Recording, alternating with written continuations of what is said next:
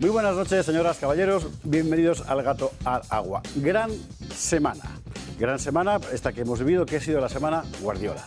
Y lo digo sin el menor ánimo peyorativo, completamente en serio.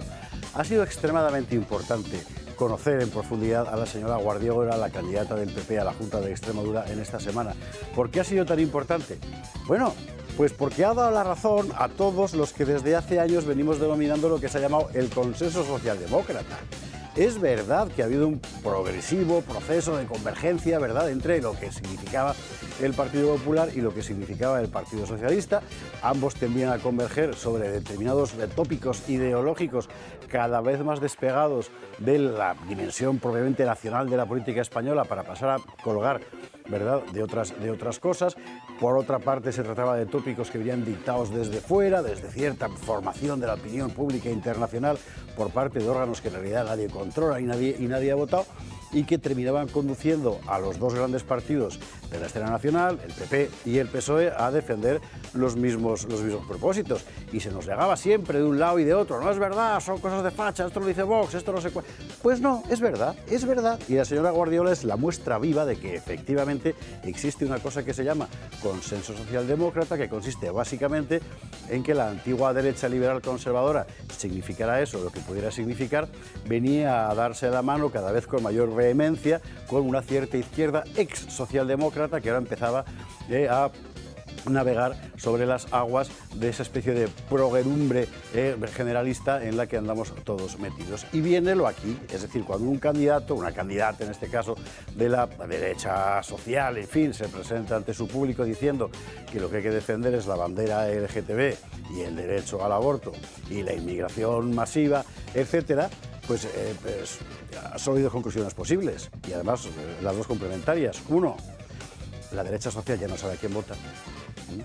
Y dos, las élites de la derecha social políticas son cada vez más parecidas a las de la izquierda política y tienden efectivamente a converger en torno a esos principios. La señora Guardiola es una rara avis, con perdón, dentro de la cúpula política del PP. Oiga, pues uno escucha cómo ha reaccionado luego la cúpula política del PP a lo largo de esta semana y constata que en realidad no. Hay gente que lo modula, digamos, de una forma más pacata, gente que lo formula de una manera más radical, como ella, pero en el fondo todos terminan bajando la cabeza ante la bandera arcoíris, por utilizar una fórmula expresiva. Así que ha sido extremadamente importante, y ha sido extremadamente importante también para que el votante español, que todavía se puede sentir pues un poco liberal, un poco conservador, un poco católico, un poco tradicional, vea lo que tiene delante. Lo que tiene delante es una casta política criada en una práctica del poder y de la alternancia puramente fáctica, ya no ideológica, que comulga con los mismos principios de los poderosos de todo el mundo, cada vez más desolidarizada del propio interés del pueblo al que representa y que le paga el sueldo. La señora Guardiola, el paradigma Guardiola se ha convertido en la mejor muestra, la más gráfica, la más elocuente, la más palpitante de que efectivamente hay un consenso socialdemócrata que implica tanto al PP como al PSOE, como a Ciudadanos, que en paz descanse, como a muchos otros, ¿verdad? Y que ya no es ni social ni demócrata en realidad, es otra cosa distinta. Es otra cosa distinta en la que el PP ha entrado de cabeza. Bueno, María Guardiola, de verdad, de corazón, muchísimas gracias.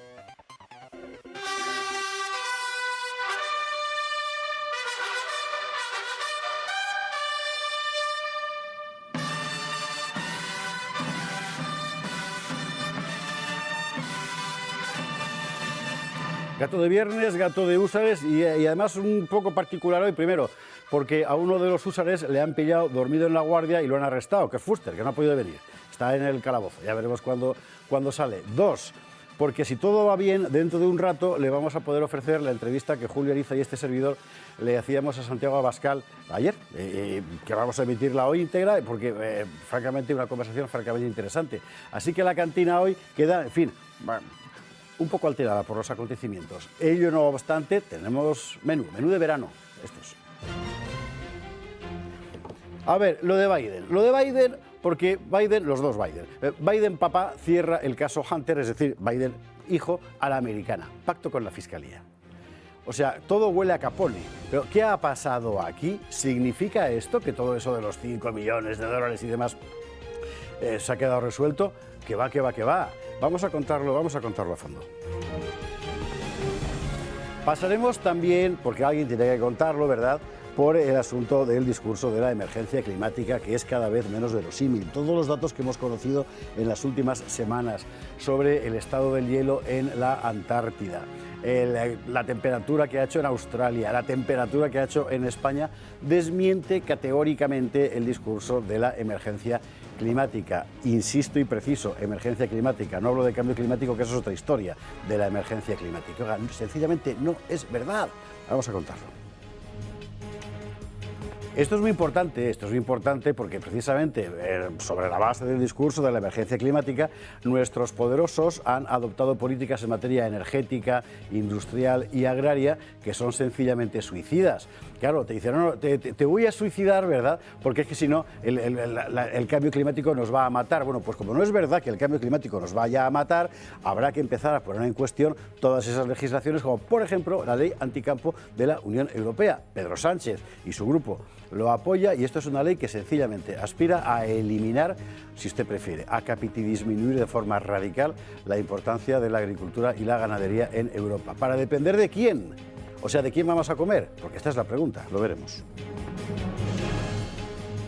Y Guardiola, el guardiolismo, enfermedad senil del Partido Popular, esto es así, o sea, de verdad que ha sido importantísimo, más allá de la cuestión del pacto. Ya estamos toda la semana hablando de que si se pacta, si no se pacta, por qué no se pacta, quién puso más, como en la canción aquella famosa, en fin, ni contigo ni sin ti, tiene ni mal remedio. Más allá de todo eso, la definición ideológica del guardiolismo es importantísima porque señala con claridad, seguramente por lo poco prevenida que es esta mujer, ¿verdad?, dónde está una buena parte de la gente que manda en el PP.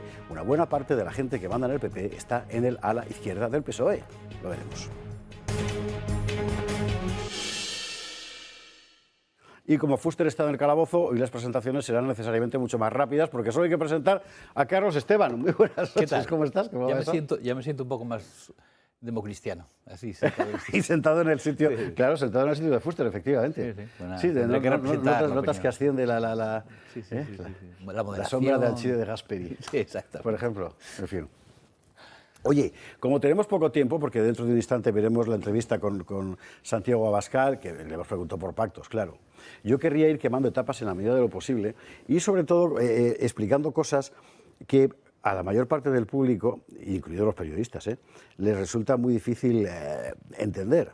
¿Por qué? Pues porque la inmensa mayoría de nosotros bebemos solo la información internacional que producen las grandes agencias, los grandes medios, lo habitual, la CNN, la CBS, etcétera.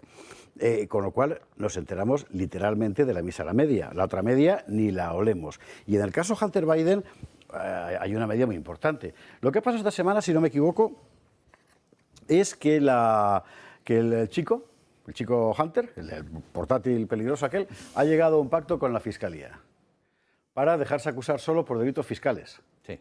Vamos a ver la información y atentos, porque de todo esto que va usted a ver, en realidad nada es verdad. Es esto. Hunter Biden, hijo del presidente estadounidense Joe Biden, ha pactado con la Fiscalía declararse culpable de varios delitos federales para poner fin a unas acusaciones que incluyen desde supuestas irregularidades fiscales a un cargo relativo a posesión de armas, según documentos judiciales conocidos este martes. En virtud de este acuerdo, el hijo de Biden, de 52 años, admitirá errores en la declaración de ingresos relativos a los ejercicios de 2017 y 2018. La Fiscalía de Delaware aceptará a cambio que puedan quedar en libertad vigilada, lo que evitará una hipotética entrada en prisión, según ABC News. Además, este pacto contempla una resolución alternativa para otro delito relativo a la posesión ilegal de armas de fuego, según la cual la acusación queda archivada si Hunter Biden acepta una serie de condiciones reclamadas por la Fiscalía. Si el juez avala el acuerdo, será el final del frente judicial abierto contra Hunter Biden, utilizado también desde las filas republicanas, especialmente por parte del expresidente Trump, como arma arrojadiza contra el actual inquilino de la Casa Blanca. Vale. ¿Y esto qué tiene que ver con el mogollón real? El mogollón real, que son fundamentalmente los negocios sucios en Ucrania y no solo allí, donde está implicada buena parte de la actual administración norteamericana. Bueno, pues no tiene nada que ver, salvo que funciona como cortina de humo. Es decir, que la información que la gente ha recibido, Biden sí que tiene un hijo, que ya podría ser abuelo, en fin, pero bueno, tiene un hijo que anda metido en líos y no sé qué, pero bueno, ya lo ha arreglado, ya no me preocupo más, ahora el malo es Trump. Bueno, pues es que no ha arreglado nada. De lo fundamental, no ha arreglado nada. Vamos a ver, lo primero que hay que decir es que esto es el resultado de una investigación de 5 años. Esto es lo de la Fiscalía, te refieres, sí, el pacto este. Es el pacto este. Que el FBI está en posesión del célebre portátil del demonio, como le llaman, o del infierno, que es increíblemente incriminatorio, increíblemente incriminatorio. Lo que viene a dibujar ese portátil, es decir, todos los correos que mandó, aparte de las fotos y los vídeos con menores, haciendo cosas... Digamos, la parte de la depravación personal que tiene un recorrido político limitado. Exacto. Bueno, penal sí que debería tener un recorrido, porque hay menores y hay, en fin, y está fumando crack y cosas que, en fin, que tienen... Pero aunque sean infinitamente más escandalosas, porque una imagen siempre es más bonita, más impactante, es absolutamente insignificante, ¿vale? Lo tremendo es, lo que tenemos es un tipo que no vale para nada, ¿vale? Estamos hablando de un tío que a esa edad, de hace, que hablábamos de 45, que es cuando empieza el mogollón. Años, cuando empieza el mogollón, 52 ahora. Era un tipo que no tenía oficio ni beneficio, se dedicaba a ponerse hasta el culo de crack, ya directamente. Eso es decir, era un tío, un inútil, el perfecto inútil, ese que tienen muchas veces los ricos y poderosos, que tienen un hijo que es, bueno, igual que tuvo el mayor, Bo, que era un soldado y que, en fin, era como el orgullo de su padre, pues este era el tarambana, ¿vale? Pues el tarambana, pues con vicios, o sea, tanto el tema de las drogas como el del sexo, pues le daba todo. De hecho, se liaba con su cuñada, dos cosas muy, muy feas y muy sucias. El caso es que este tipo, que no sabe de nada, ni tiene experiencia laboral en nada, lo contrata como consejero con un sueldazo Burisma, que es la principal empresa gasística de Ucrania. Lo contrata en la misma época en la que después del Maidán está toda la actual élite del poder norteamericano metida allí. No solo eso, sino que está Obama, y Obama le dice a Biden, que era su vicepresidente, de esto te ocupas tú, ¿vale? O sea, le da el encargo explícito a Biden de que se ocupe del tema de Ucrania. Y Biden se ocupa muy bien del tema de Ucrania, ¿vale? De entrada, su hijo se coloca como consejero de esta empresa, Burisma, cobrando un sueldazo. ¿Y por qué? ¿Por qué? Quiere decir que si nadie se pregunta por qué, hay un vídeo muy célebre que hay un momento dado, Burisma, es decir, en ese momento se podía reconocer, porque como todavía no había guerra se podía reconocer, y lo pueden ustedes ver en las hemerotecas, simplemente mirando su periódico favorito, el que les apetezca, o su televisión favorita, miran ustedes antes de la guerra y busquen Ucrania, ¿vale? Era el país con mucha diferencia, más corrupto de Europa, más que Rusia, que ya es decir. Bien, entonces, Burisma, pues ya te puedes imaginar que era una empresa muy corrupta. Y un fiscal del Estado se dedica a investigarla. Investigar la corrupción de Burisma, porque debía salir de las orejas, porque para investigar algo por corrupción en Ucrania... Sí, bien trabajaba para otra banda oligárquica, pero vamos, sí, claro. Vale.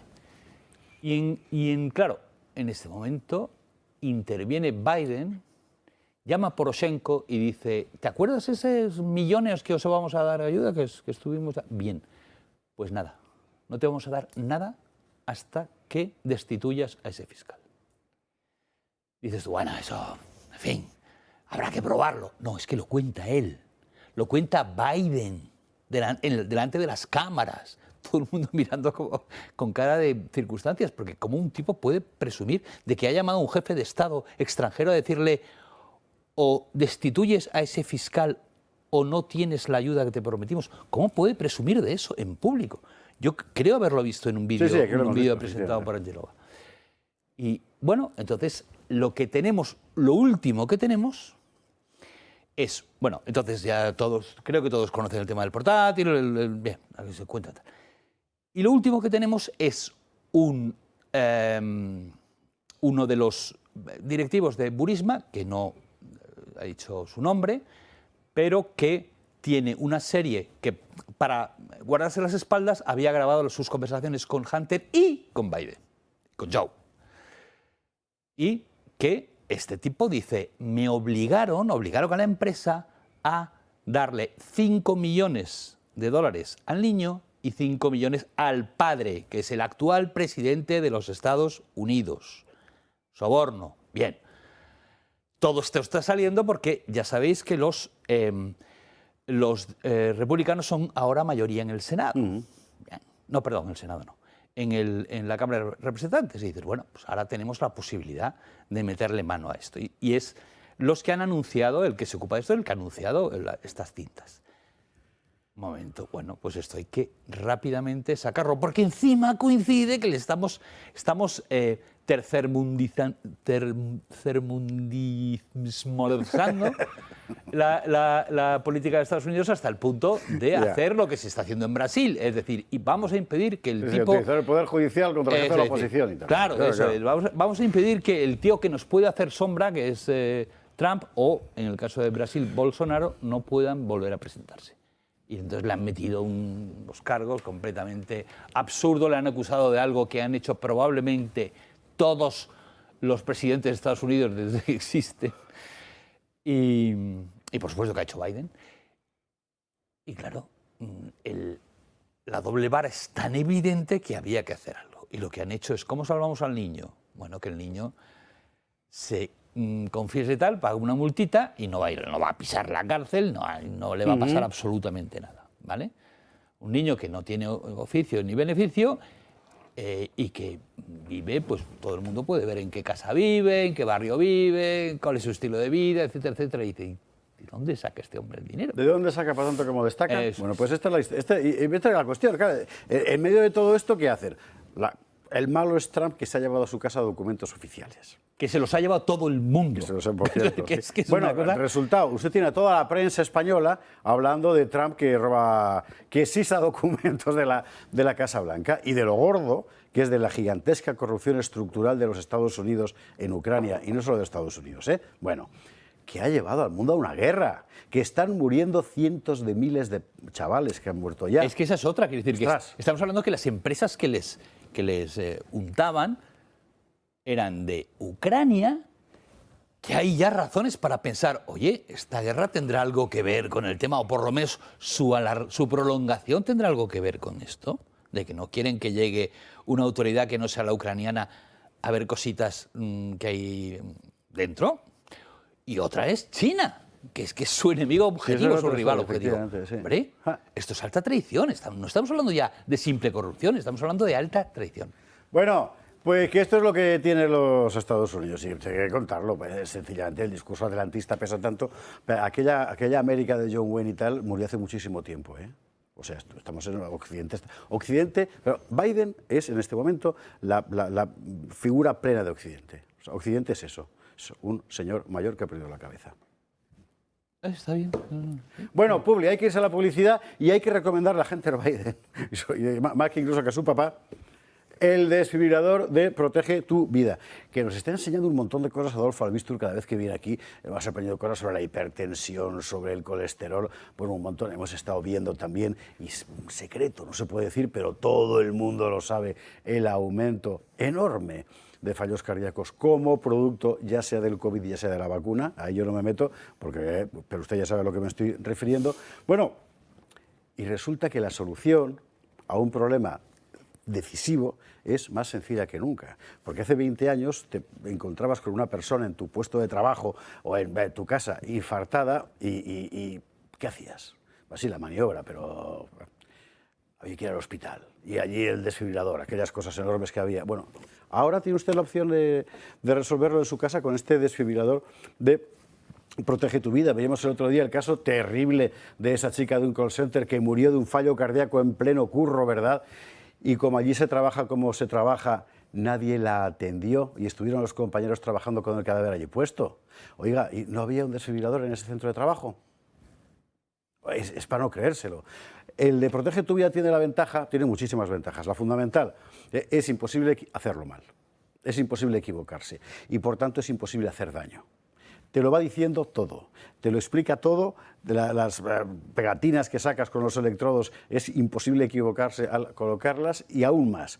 Si acaso te equivocaras, si acaso incluso le pegaras al botón sin necesidad de pegarle, el aparato ha reconocido si hay o no un problema cardíaco, de tal forma que no va a soltar una descarga si el corazón está bien. Lo que sí que va a hacer es grabar el electrocardiograma, de tal forma que cuando llegan las urgencias a lo que usted ha llamado tienen además el informe. No puede estar mejor pensado, porque de verdad es absolutamente, en fin, creo que es inmejorable. Y lo que cuesta, ya ve usted, llame al 900-730-061, pregúntelo absolutamente todo, como esto es un call center humano. Si usted llama y no hay nadie, pues no se preocupe, no vuelva a llamar, le devolverán la llamada. O sea, no es de estos que te están llamando todo el tiempo, solo llaman a quienes han llamado antes. Le llaman a usted y usted le pregunta todo lo que quiera, lo que cuesta, la forma de pago, cómo se usa, dónde se pone, ya sea para su centro de trabajo, ya sea para un colegio, ya sea para su casa, para la comunidad de vecinos, en fin. Hoy, igual que hay un extintor, pues hay que tener esto. Vamos a hacer una pausa para la publi y a la vuelta vamos con la cosa climática y la cosa del campo, que las dos van unidas. Aquí nos están tomando el pelo, iba a decir a todos no, al pueblo. Y enseguida volvemos.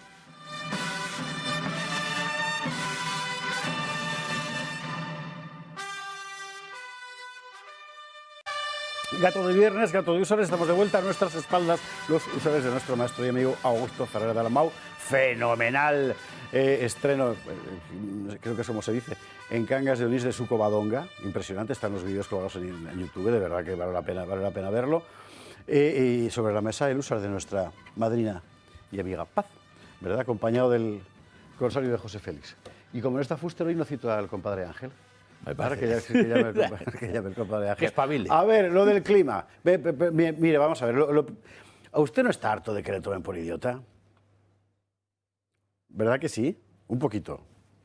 Hombre, claro. O sea, el clima cambia por definición. Yo en mi libro te voy a contar tu historia. En España hay un montón de episodios de cambio climático serio. O sea, en la historia pasa, hay cambios climáticos por definición. Eso es una cosa. Y otra cosa es que estemos viviendo un apocalipsis climático producido por la emisión humana de CO2. Porque esto segundo cada vez es menos verosímil. Por cierto, los rusos, la Academia Rusa de Ciencias ha anunciado ya una teoría alternativa. La va a presentar en breve y entraremos en ello la semana que viene. Donde estamos ahora es en lo siguiente. Uno mira lo que hay y el otro día ve el diario El País, por ejemplo.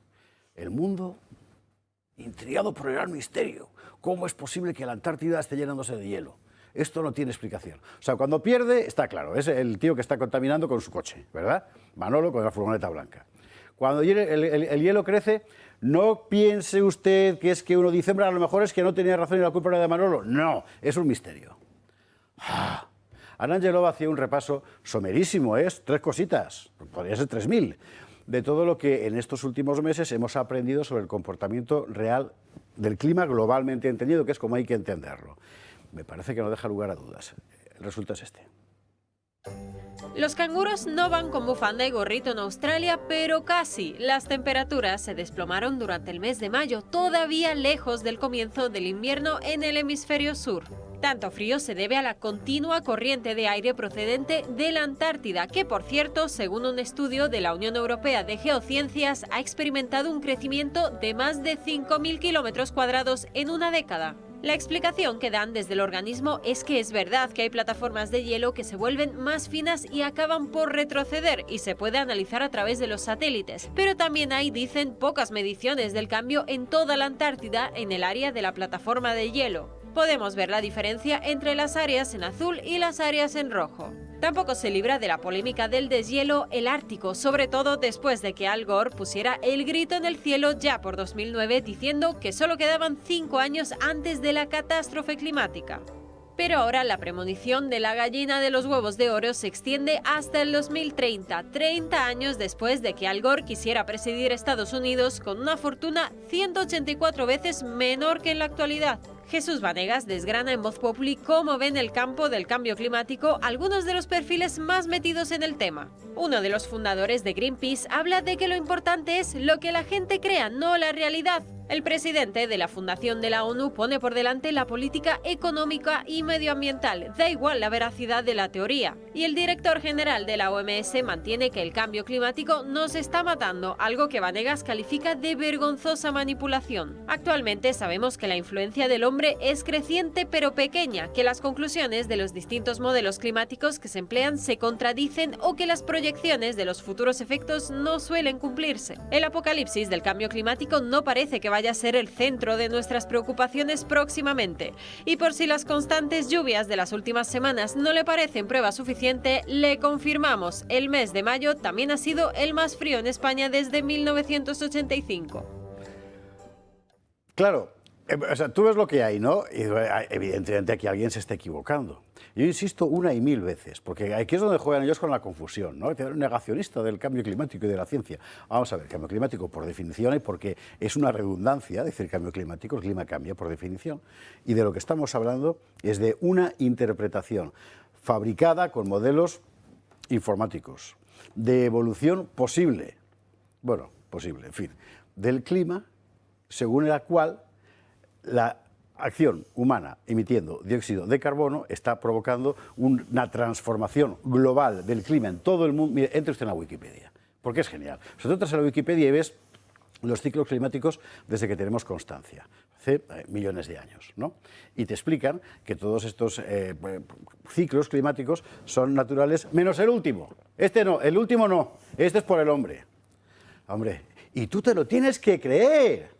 Es que tienes que creértelo. O sea, tienes que coger la rueda de molino ¡blum! Y para adentro. Y acabar con la boca así. Hombre, por favor. De verdad. Bueno, yo... a mí es que me ¿Sabes cuál creo que es el problema? El problema es que vemos estas cosas, ¿no? Vemos ahí tal, leemos a este y al otro y al de más allá y nos desesperamos. Decimos, ¿cómo la gente puede ser tan burra y tal? ¿Pero cómo se puede creer esto? Y estamos equivocados. No, pero ¿cómo no van a ser tan burros si te están diciendo que tus hijos se van a extinguir? Claro, pero ¿cómo? Por tu culpa. Sí, no, claro, bien, de acuerdo. Pero lo que estamos haciendo es decirle al tipo ese que dice que nuestros hijos se van a extinguir, no, mira, que es que esto no lo has cogido mal. No hagas eso si él no se lo cree. Es que esa es la cuestión. Él no se lo... Quienes bueno, están... pero esto nosotros se lo decimos a ese señor. Pedro Sánchez, esto ya sabemos que no es que no se lo crea, es que sabe que él está mintiendo. Pero vamos a ver, si es que el señor normal y corriente, que probablemente si le pones un micrófono por delante dice, no, sí, hay que luchar contra el cambio climático. De entrada, la expresión luchar, es decir, yo, la última que leí en una información, creo que estaba referido al Santo Padre, no estoy muy seguro, pero creo... Decía, y la necesidad de proteger el clima. Y entonces yo pensé, ¿qué significa proteger el clima? Es como si tú me dices, yo qué sé, proteger la ley de la gravedad. El clima no necesita protección, va a existir siempre, el clima es el clima. O luchar contra el cambio climático. Es imposible luchar contra el cambio climático. Es absolutamente imposible. Es como si me pongo en la playa y digo, voy a luchar contra la marea. No, no puedes.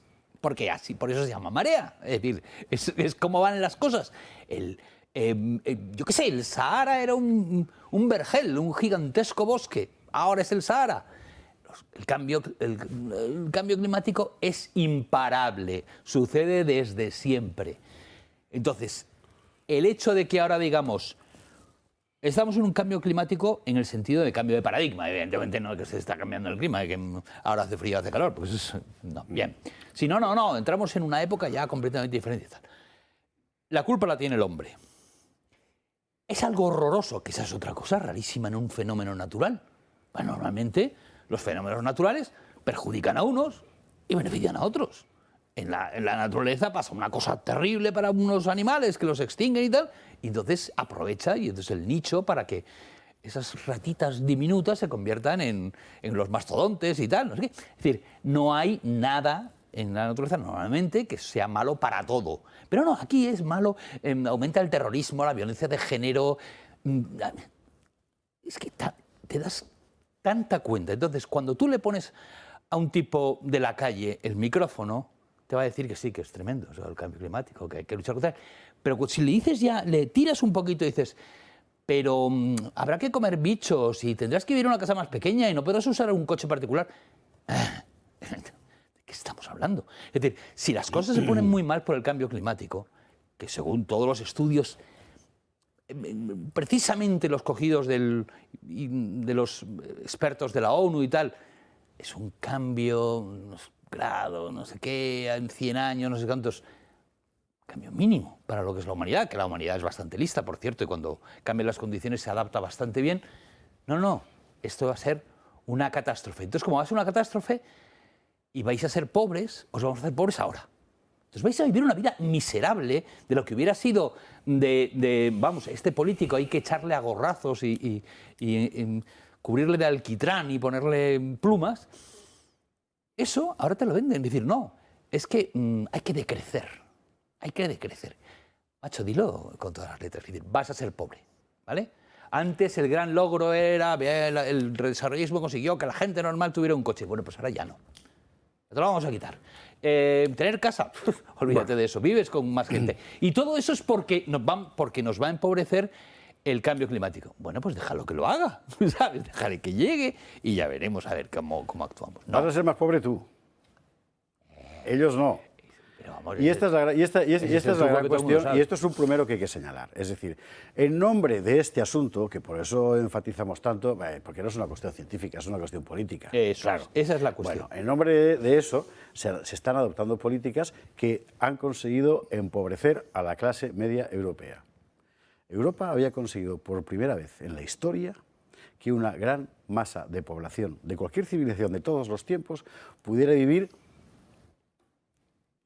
llevemos de circunstancias acomodadas. Para como los antiguos reyes, mejor que los antiguos reyes. Mejor que los antiguos reyes, desde luego. Bueno, se acabó. ¿Y se acabó en nombre de qué? La industria automovilística. España es, si no me equivoco en los datos, el primer productor europeo de diésel, de vehículos. La segunda industria automovilística más fuerte de Europa en este momento. Bueno, era. ¿Por qué? Pues porque ya la Unión Europea ha puesto su límite. A partir del año 2035, me parece que es, se dejan de producir vehículos de combustión. ¿Y no lo luchan? ¿Y con los demás qué hacemos? No, da igual. ¿Por qué? Porque es por el clima. Pero con la energía lo mismo. Luego... Nunca hemos pagado tan cara la luz. ¿Por qué? Es por el clima.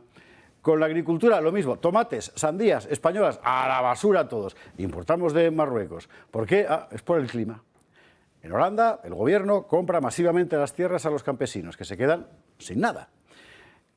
Y ahora la Unión Europea quiere sacar adelante una ley de restauración de la naturaleza que, en nombre de devolver la naturaleza a su situación primigenia, situación que nadie sabe cuál es. Europa, por otra parte, el paisaje europeo, es el bosque, es la dehesa, es el bocage, es un paisaje humanizado desde el tiempo de los romanos. Bueno, en nombre de eso, sencillamente, los de Asaja en España dicen que la aplicación de esta ley supondrá que pierden el 40% de sus tierras, de agricultores y ganaderos. ¿Y quién ha pedido permiso para esto? O sea, ¿quién lo ha votado? Bueno, el otro día se llevó al Parlamento Europeo, y en el Parlamento Europeo lo que había era una propuesta para paralizar, una propuesta de resolución, es como se va a llamar bien, que tiene valor de ley. Bueno, para paralizar el asunto, no se paralizó, siguió adelante. ¿Quién lo está apoyando? Pedro Sánchez, entre otros, toda la progredumbre europea. Vamos a ver cómo está este asunto, que nos lo contaba Miguel Gutiérrez el otro día y ahora lo comentamos. La Ley de Restauración de la Naturaleza sigue adelante en el Parlamento Europeo. El próximo 27 de junio tendrá lugar la votación final. La ley obliga a los Estados miembros a reparar el 20% de los ecosistemas de aquí a 2030 y el 100% de ellos en 2050. La medida apuesta por la plantación de árboles, por la ecologización de las ciudades y por la eliminación de la contaminación. Una propuesta que emana de los Objetivos de Desarrollo Sostenible de la Agenda 2030. La ley pone el foco en toda aquella construcción o actividad que altere el ecosistema. Es decir, es aplicable a casi cualquier situación. En el punto de mira están sobre todo las explotaciones agrícolas y ganaderas que se verían gravemente afectadas. La Unión Europea justifica esta medida en que el 80% de los hábitats está en mal estado, según un informe de la Agencia Europea del Medio Ambiente. La ley básicamente quitaría tierras a las explotaciones agrarias, ganaderas y pesqueras y costearía la restauración de los ecosistemas con los fondos de la PAC y del propio Fondo Pesquero Europeo. En España, el ecologismo señala principalmente a la agricultura como peligro para la naturaleza. Ecologistas en Acción considera que el Mar Menor está en riesgo por los regadíos del campo de Cartagena, que el delta del Ebro está dañado por los arrozales, idem con las tablas de Daimiel por la sobreexplotación de los acuíferos, Doñana por la actividad del sector de la fresa de Huelva y la Albufera por los regadíos de las huertas.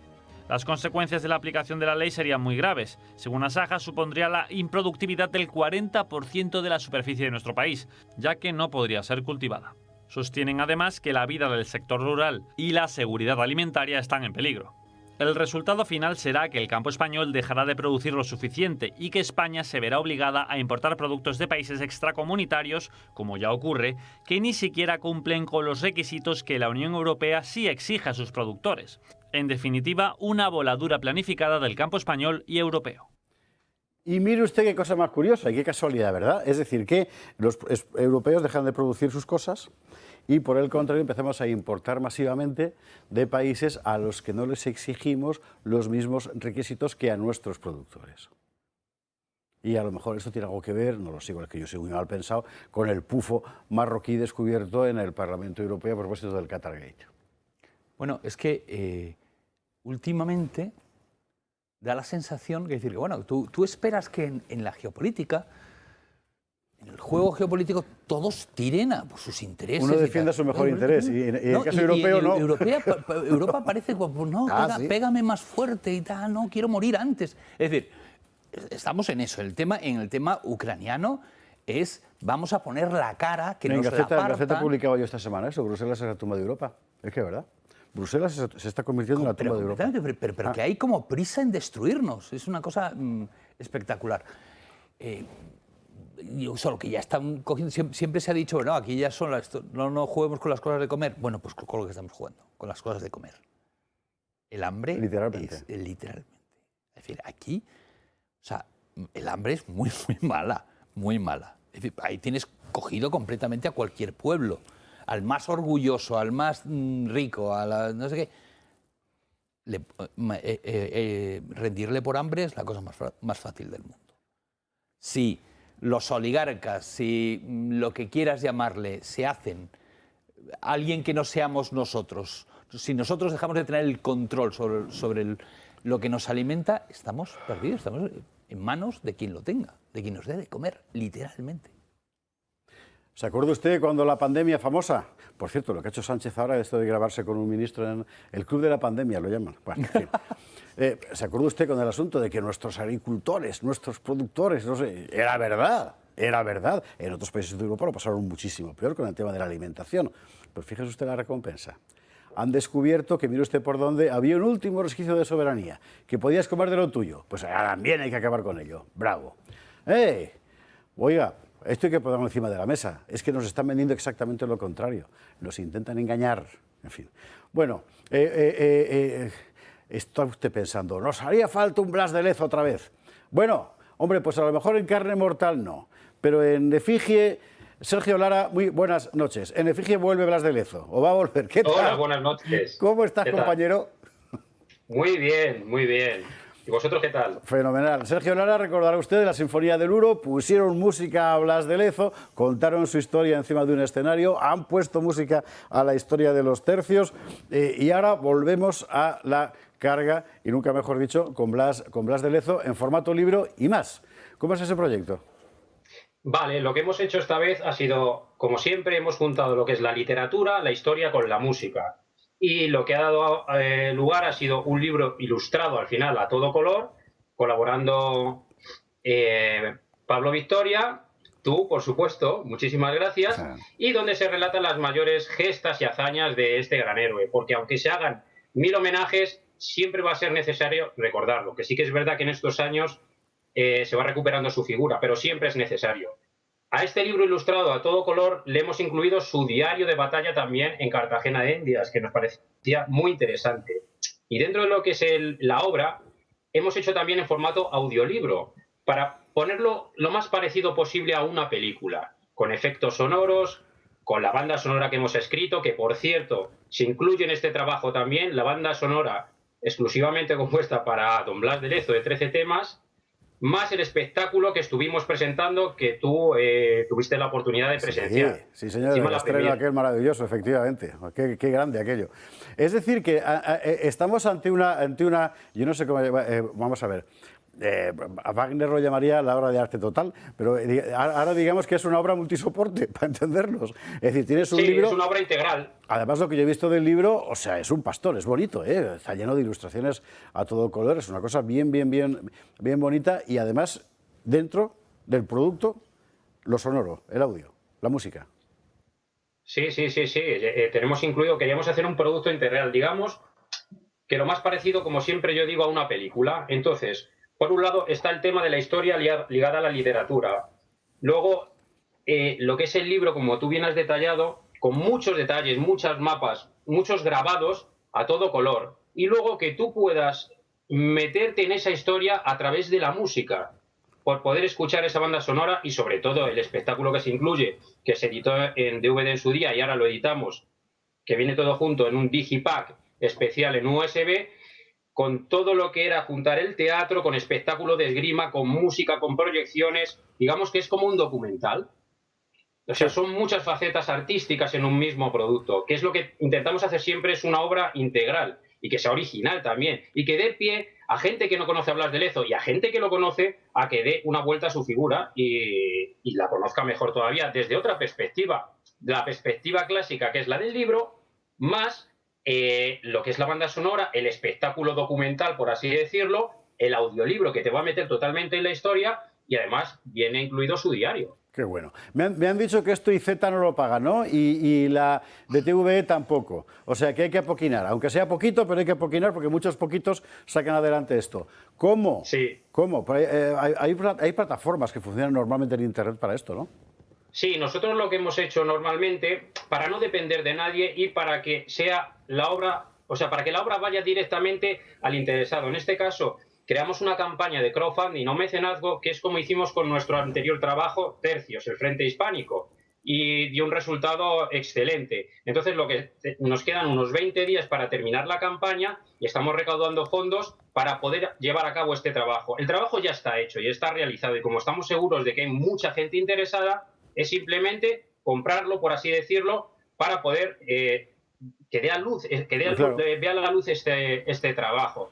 Hay que meterse en www.berkami.com y ahí, simplemente en poner el buscador Blas de Lezo, te va a salir nuestra obra. Y ahí ya vienen distintos packs. Además, hemos hecho esta vez packs muy chulos. Está la edición coleccionista, que viene con una botella de vino de Blas de Lezo en una caja serigrafiada. Estamos viendo en pantalla sobre impreso, perdóname Sergio, berkami.com. En berkami.com usted busca Blas de Lezo y le va a remitir, y eche usted un vistazo. Además tiene tiempo de volverse atrás si quiera, que yo no se lo aconsejo, pero bueno, mire usted lo que hay y verá el No, que ponga mejor que Blas de Lezo, que ponga Sinfonía del Uro, que hay más cositas. Sinfonía del Uro, es verdad, sí, porque si pones Sinfonía del Uro saldrán todos vuestros materiales, es verdad, ahí estamos. Claro, saldrá también Tercios. Pero vamos, en lo que es la plataforma de Blas de Lezo hemos incluido también un apartado pequeñito para lo de Tercios, por si alguien sigue interesado y quiere conseguirlo. Entonces es lo que os comento, quedan 20 días para terminar la campaña y nada, y ahí estamos promocionándolo todo lo que podemos. 20 días, ahora no, pues la semana que viene volvemos con el asunto, porque estas cosas hay que hacerlas. Mire, aquello que decía Ortega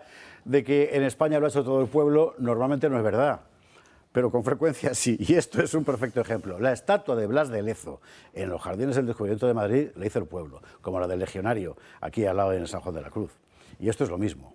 O sea, son los españoles los que estamos reapropiándonos de nuestra historia, porque el poder no quiere.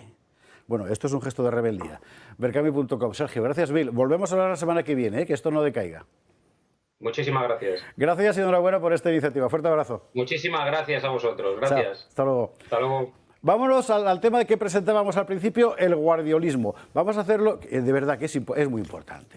Es que llevamos muchos años diciendo lo que estaba pasando. Bueno, y ya está, o sea, lo tienes aquí con carita y con zapatitos y todo puesto, ¿no? Vale.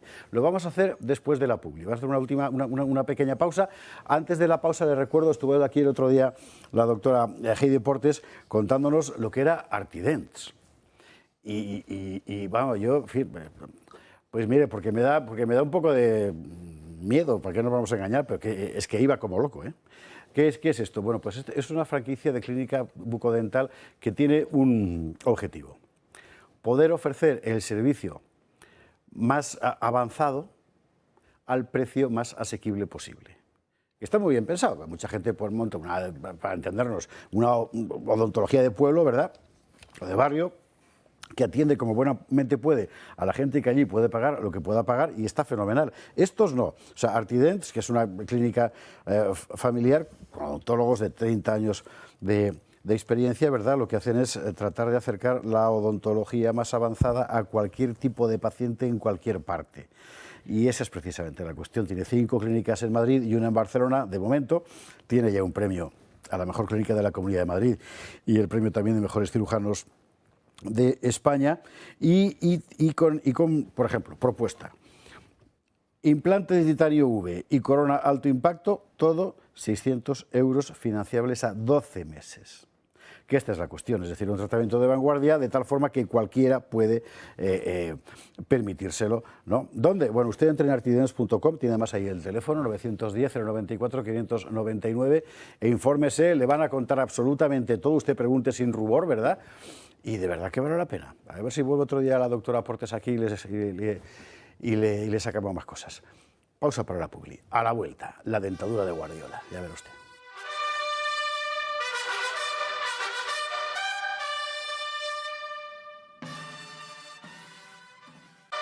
Estamos de vuelta, se va acercando el momento de ofrecer esa entrevista con Santiago Abascal, pero mire, precisamente para introducirla bien, siempre se ha dicho desde el mundo de Vox, en fin, personalmente creo que exagerando, pero ya sabe usted lo que es la política, ¿no?, que Vox no era un partido de extrema derecha, sino de extrema necesidad. ¿Por qué? Pues porque todos se habían convertido ya básicamente en lo mismo, y el PP también, que es como surge Vox, hay que recordar, ¿no? Bueno, uno siempre tiende a pensar que los políticos exageran, claro, pues es un negocio, ¿verdad? Pero esta semana la candidata del Partido Popular a la Junta de Extremadura, la señora Guardiola, ha puesto de manifiesto con rostro, ¿verdad?, y con su vocecita y tal, que es verdad. O sea, que es que realmente hay una cosa que se llama consenso progre, en el que todos han ido a parar, y que una buena parte, si no la mayoría, conozco algunos que no, pero bueno, si no la mayoría de la élite del Partido Popular, es en realidad perfectamente intercambiable con la gente que manda en el PSOE. Tienen la misma mentalidad, se han hecho la cabeza al mismo, se han formateado igual el disco duro, lo mismo. Esta semana veíamos aquí, después de hablar mucho del asunto, ¿verdad?, con Miguel Gutiérrez, lo que ya es el guardiolismo.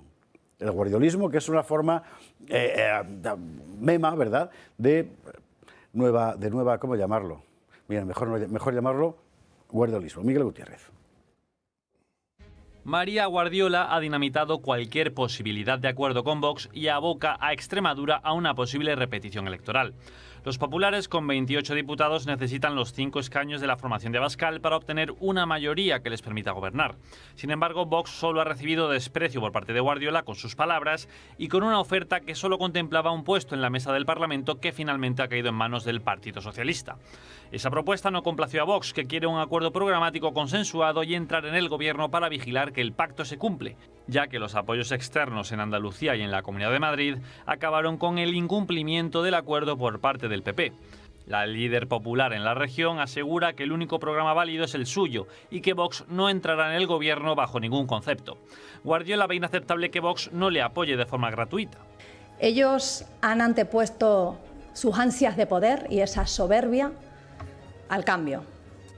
Lo cierto es que la formación de Abascal está haciendo lo que prometió en campaña. El que quiera que nosotros demos un cheque en blanco al Partido Popular, que vote al Partido Popular. Además, el sistema parlamentario le ampara, ya que solo la mayoría absoluta libra a un partido de negociar. Una mayoría que el PP no tiene, pero actúa como si la tuviera.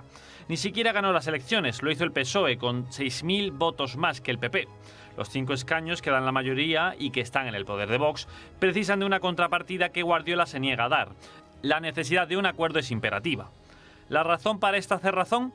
La oposición que hace Vox a la agenda ideológica de la izquierda, que es compartida íntegramente por Guardiola. No voy a regalar consejerías ni voy a entrar en batallas culturales que están superadas, porque yo creo en una Extremadura inclusiva, moderna, respetuosa.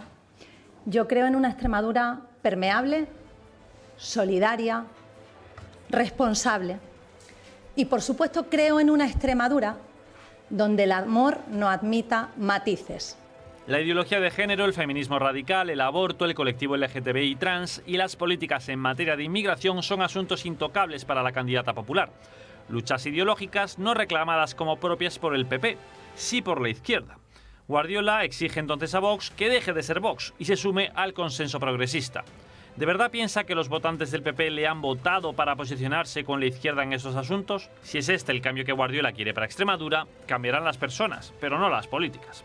Una muestra más de cómo en ocasiones la derecha política se desmarca de la derecha social y de cómo el Partido Popular ha asumido los postulados de la izquierda, los mismos que en su momento rechazó combatir. Así, el PP tensa la cuerda hasta el final, con la amenaza de una repetición electoral. La táctica popular pasa por la incertidumbre e inestabilidad de Extremadura con tal de que Vox se rinda y entregue sus votos gratuitamente. PP y Vox tienen mayoría, y los extremeños esperan que la hagan valer.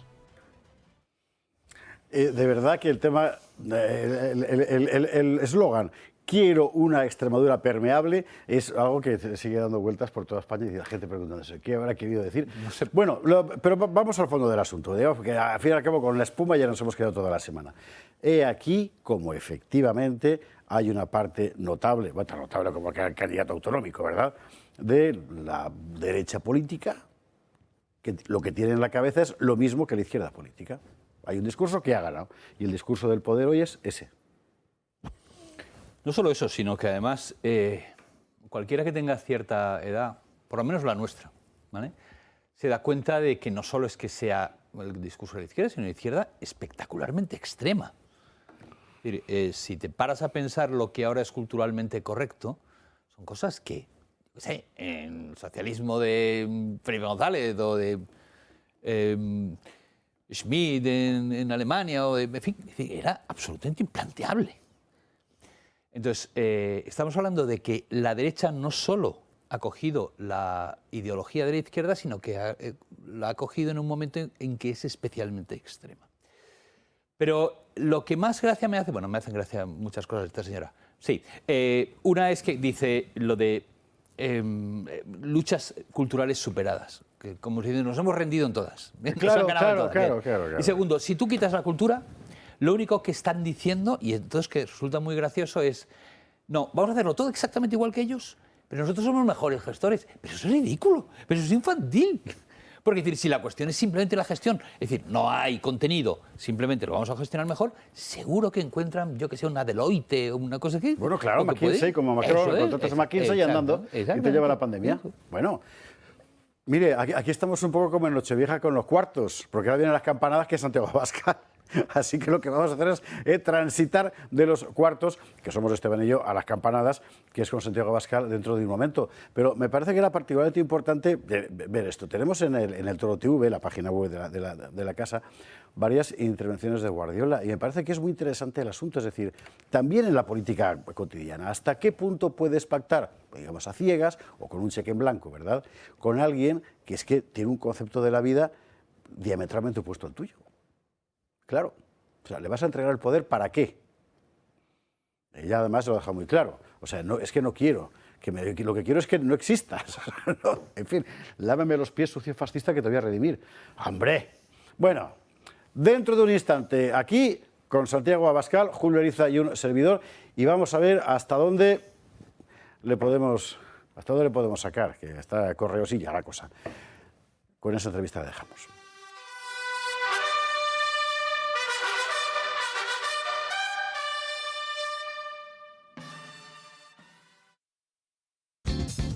Muy buenas noches, señoras, caballeros. Bienvenidos al Gato al Agua, a la anunciada entrevista con Santiago Abascal. Tenemos aquí al final del camino, como en El Hobbit, y al principio de otro, como siempre en la vida de todos los hombres y mujeres, ¿verdad?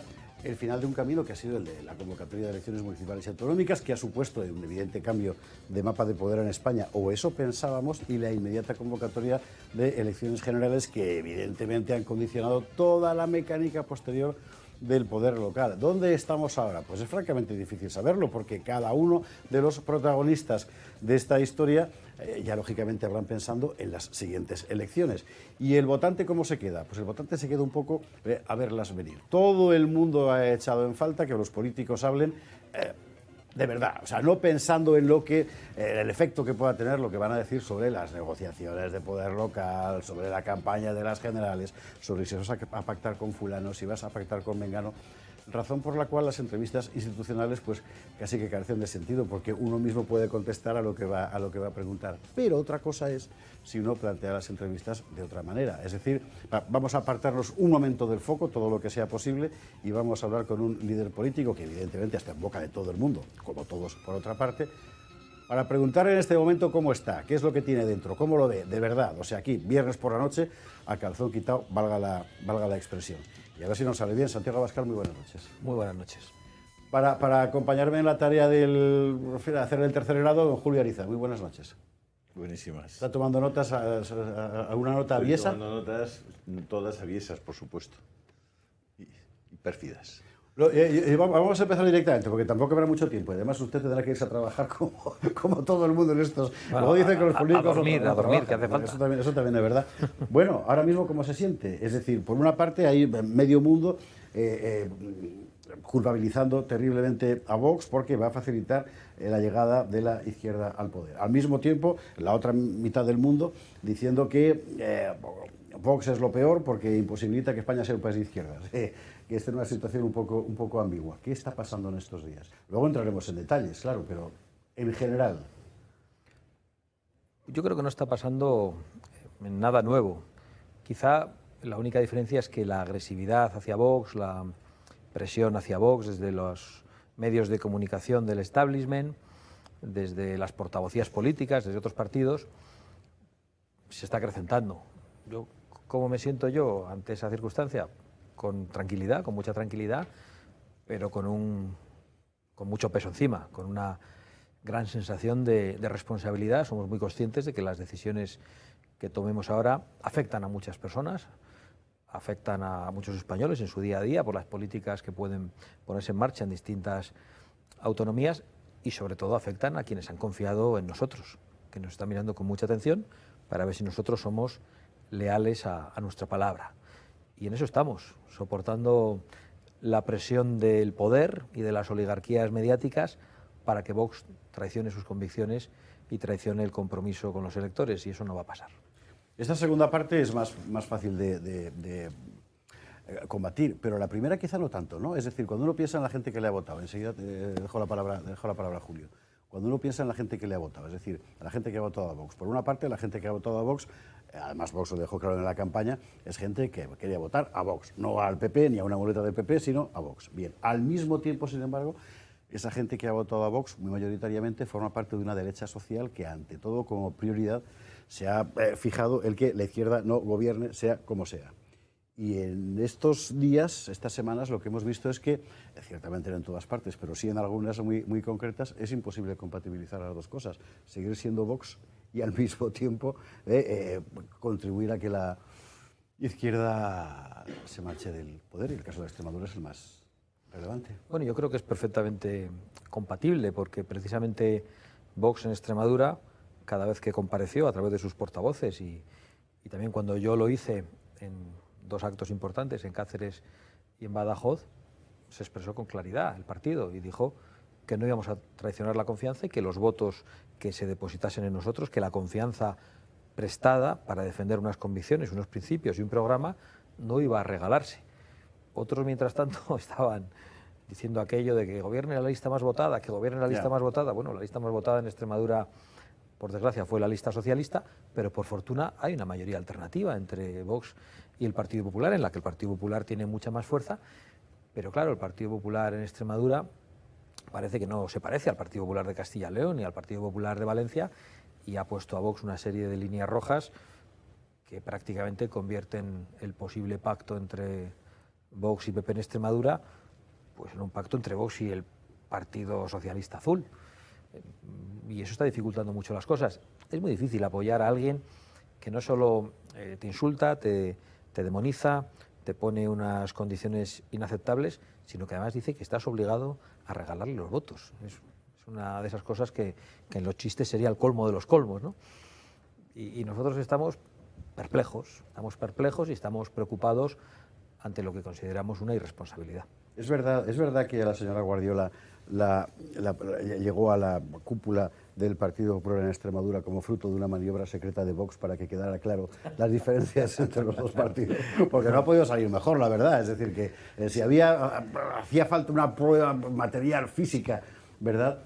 No, semoviente, de que son dos partidos distintos, el aquí. No, me temo que no. Lo que pasa es que durante muchos años el Partido Popular ha optado por lanzar un discurso, vamos a llamarlo, sin ánimo caricaturesco, puramente pragmático.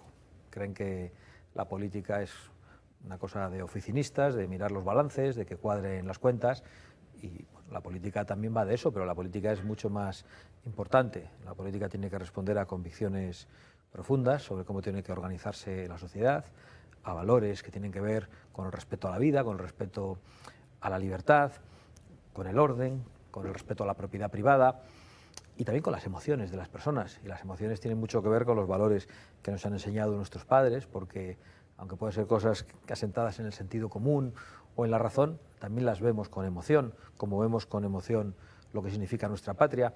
Entonces, todos esos que han convertido la política en algo tan frío, tan, no sé cómo llamarlo, tan tecnocrático, pues claro, tienen una alternativa política en la que cabe mucha gente probablemente muy distinta y contradictorios entre ellos. En Vox no, el que entra a Vox pues ya sabe lo que hay, decimos cosas pues a veces dichas muy alto, muy contundentes, pero que a nadie engañan.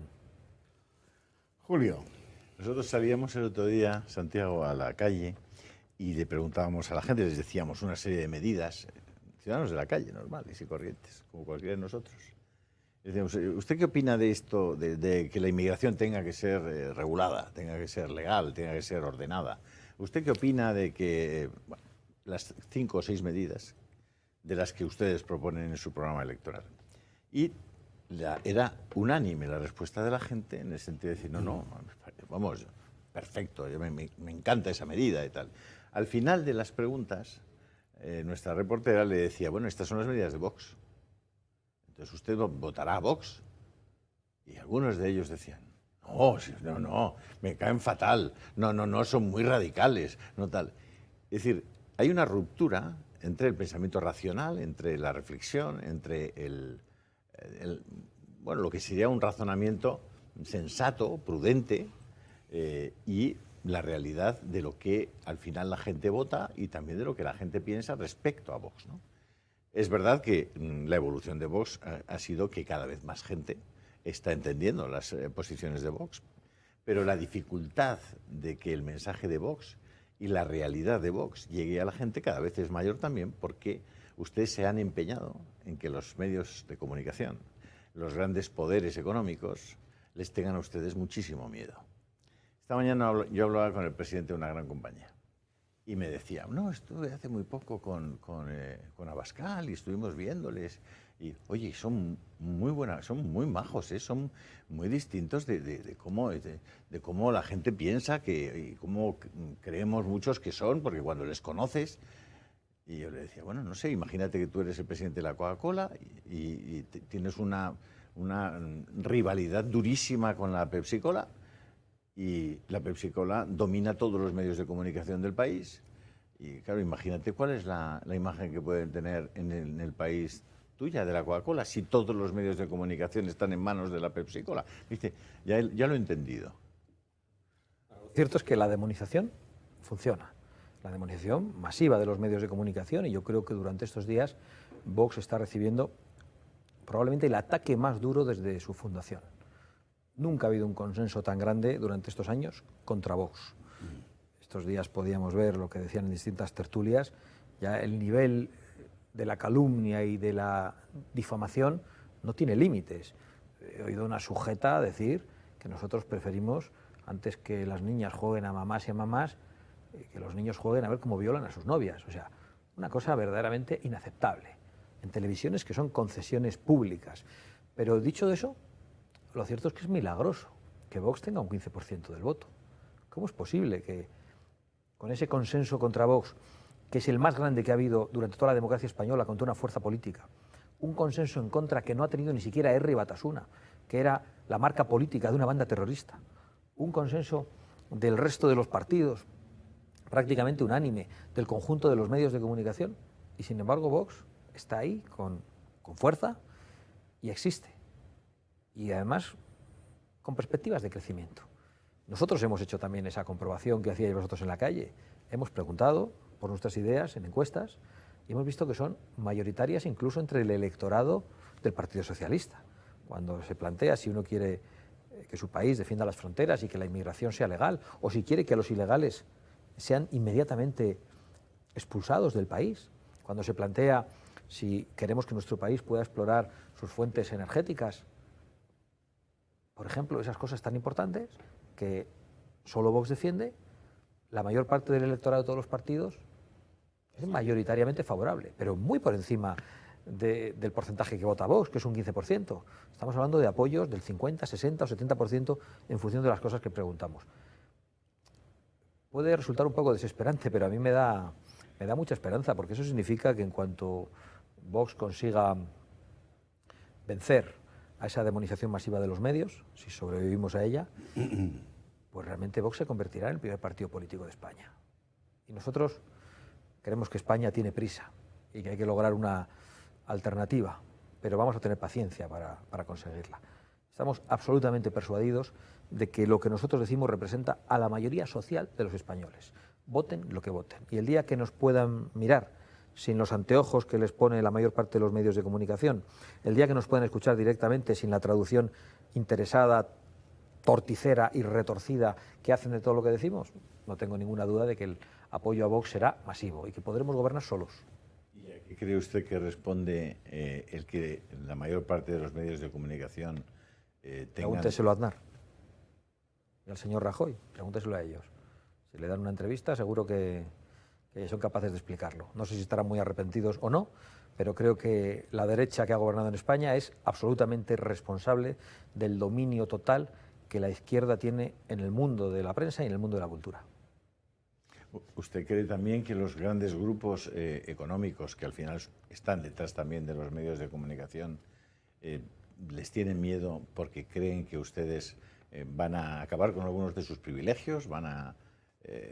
¿Cuál es la razón por la que los grandes subgrupos económicos, esa Agenda 2030, es la que... Hombre, planteado así, los que tengan privilegios hacen muy bien en tenernos miedo, porque no queremos que existan privilegios. Nosotros creemos en la sociedad española, en sus trabajadores, en sus autónomos, en las familias que salen adelante, en las pymes, en las grandes empresas españolas, y queremos defenderles, por ejemplo, de las grandes tecnológicas también. Creemos que hay grandes empresas españolas multinacionales en el ámbito de la comunicación que deben ser defendidas, que son una parte esencial de nuestro país. ¿Qué tenemos enfrente? Por ejemplo, las grandes tecnológicas, que ni tributan aquí, ni pagan por los datos que obtienen de los españoles, que vulneran la soberanía de datos que cualquier país debería defender, y que esos datos forman parte de nuestra propia dignidad como persona. ¿Quién nos paga por ellos? Hay unos señores que operan en España, que están fuera de España y que aquí no pagan nada. Eso significa que una parte importante del Producto Interior Bruto español no está aquí, está fuera. Entonces, quienes gozan de esos privilegios, desde luego, deben temer a Vox. No, sigue. Yo ahora bajo la pelota al suelo. Pero bueno, hay muchas pelotas y mucho suelo, ¿no? Prefiero que sigas tú, porque yo también quiero entrar en temas también económicos. Pues entonces vamos a bajar la pelota al suelo. Para bajar la pelota al suelo significa encontrar alguna respuesta a lo que se está preguntando la inmensa mayoría de los votantes en este momento. Una de ellos es, vamos a ver, sin entrar ahora... yo me imagino que las negociaciones en los ámbitos locales cambian con la misma velocidad que el cielo en la Patagonia, así que no voy a entrar en mucho detalle porque puede haberse quedado perfectamente vieja la respuesta, ¿no? Pero sí en cuanto a criterio general, es decir, da la impresión de que el PP en estas negociaciones ha ido con una idea general bastante clara, que es hay que tocar poder como sea, así que en un sitio se negocia de una forma, en otros de otra y tal, luego de repente sale la señora Guardiola y lo rompe todo, pero no da la impresión de que haya sido deliberado por parte de Génova, de eso podemos hablar también, ¿no? ¿Con qué idea general va Vox a estas negociaciones o ha ido a estas negociaciones? Bueno, la idea general es la idea de Castilla y León y la idea de Valencia, que allí donde nuestros votos son necesarios, se respete a nuestros votantes. Eso significa que podamos formar parte de los gobiernos alternativos. Y yo creo que el ejemplo de Castilla y León es muy bueno porque ha habido un Partido Popular responsable que ha asumido muy pronto que no tenía la mayoría. Vox también asume que no solo que no tiene la mayoría, sino que es la fuerza minoritaria dentro del gobierno. Ha habido un acuerdo razonable para ambas partes. No se está cumpliendo exactamente todo, pero poco a poco se va avanzando. Existen desencuentros porque son dos fuerzas políticas distintas, pero hay respeto mutuo y sobre todo hay respeto a los votantes de cada fuerza política. Y esa es nuestra perspectiva general. Y creemos que eso tendría que inspirar todos los acuerdos que en estos momentos tienen que desbrozarse en cada una de las regiones que están pendientes de un cambio. Bien. Y de cara a las siguientes, lo primero, está saliendo mucho en los medios, ¿ha habido purga o no ha habido purga? ¿Ha habido relevos o no ha habido relevos? ¿Qué reconfiguración de listas electorales ha habido de cara a las generales y con qué perspectivas se afrontan? Yo creo que ha habido una reconfiguración pequeña. Hay por ahí mucha difamación de los medios, que si hay familias ideológicas y zarandajas de este tipo, ¿no? Pues lo que ha tratado es de pensar cómo ha de ser el próximo grupo parlamentario, ha buscado los perfiles que le parecen más adecuados, hay un comité electoral que se ha encargado de esas cosas, han participado opinando los comités ejecutivos provinciales y finalmente el Comité Ejecutivo Nacional ha votado unas listas que son bastante continuistas, pero también se han hecho estas listas sabiendo que muchas de las personas con las que en estos momentos no hemos podido contar en estas próximas listas podrán ser útiles en otras labores en el futuro, porque si los españoles quieren vamos a tener que asumir muchas responsabilidades, y no solo parlamentarias, sino en áreas de gobierno. ¿Hasta qué punto teme Vox que la fecha electoral, 23 de julio, vaya a desmovilizar a su electorado? Yo no tengo miedo. Yo creo que hay tiros que salen por la culata y que hay muchos españoles que están justamente iracundos, que quiero decir con ira santa, por esta mala intención del presidente del gobierno. Yo creo que estas cosas no le salen bien al que las perpetra y además probablemente parten de un cliché, de un viejo cliché izquierdista, y es de que las derechas están de vacaciones y los trabajadores que deben ser de izquierdas están sin poder salir. No, hay mucha gente que vote lo que vote no puede irse de vacaciones, que está pasándolo muy mal o que tiene que conformarse con unas vacaciones modestas en el pueblo porque no se puede permitir otro tipo de vacación. Y yo creo que la gente va a ser responsable y va a acudir a votar en masa para echar a Pedro Sánchez, porque nos estamos jugando mucho. De esa gente que trabaja precisamente y de la que no puede trabajar vamos a hablar de inmediato. Entramos en cuestión económica, que es muy importante, es el problema que tenemos, es decir, la perspectiva que dibuja el gobierno, todo el mundo sabe, porque todo el mundo lo ha contado, que sencillamente es falsa, por más que se haya montado Pedro Sánchez el club de la comedia propio, el club de la pandemia, como le llaman. Pero esto lo vamos a ver con la cantidad de notas que tiene tomadas Julio Ariza sobre materia económica inmediatamente después de esta pausa publicitaria. Volvemos dentro de un instante con Santiago Abascal.